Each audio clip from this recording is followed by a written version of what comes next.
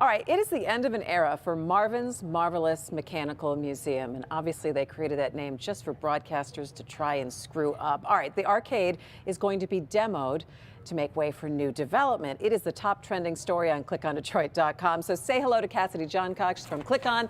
You know, she writes everything from our crumbly, from all of our crumbly stuff. So you've heard her talk about that. But, you know, you never know what you're going to be writing today, Cassidy. So it's good to see you. This is really one of those, quirky places that hold a lot of memories for people in Farmington Hills. Yeah, this is a big bummer for a lot of people.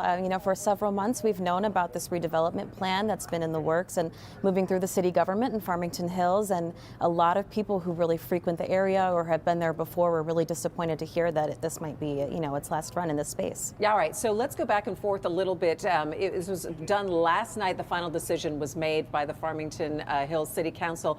Walk us through exactly now what's going to happen. So we don't exactly know the specific dates, but the City Council has approved the redevelopment plans that were approved a few months ago that were recommended for approval by the city's planning commissioners.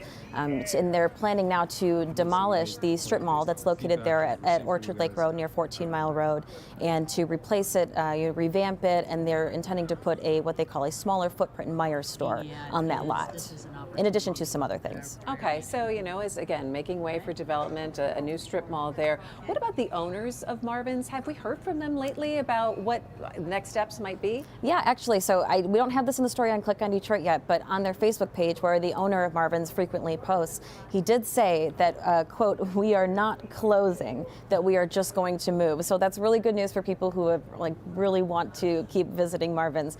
He doesn't know where they're going to go quite yet, but he thinks that they might have the space through the end of the year, at least. That's good to know. Again, because when you talk about, it's great when you have big box stores coming in and things like that, but when you have little gems that are really the hallmarks of communities and hold a lot of memories, it's nice to know that they have a plan, at least, and a vision for moving forward. Definitely. All right, thanks so much, Cassidy. Thanks, of course, Christy. You can read all Cassidy's stuff on clickondetroit.com.